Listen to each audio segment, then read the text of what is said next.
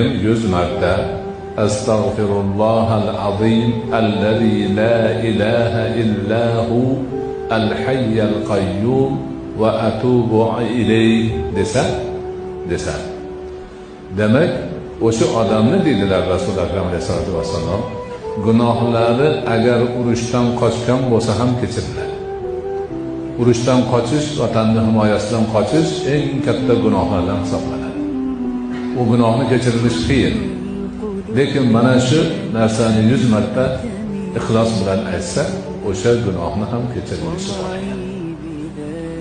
Bu degani nima degani? Hay, tirik, qayyum, har bir narsani turuvchi qoyim zot bo'lgan ulug' Allohdan gunohimni kechirishini so'rayman va u zotga tavba qilaman degan gap.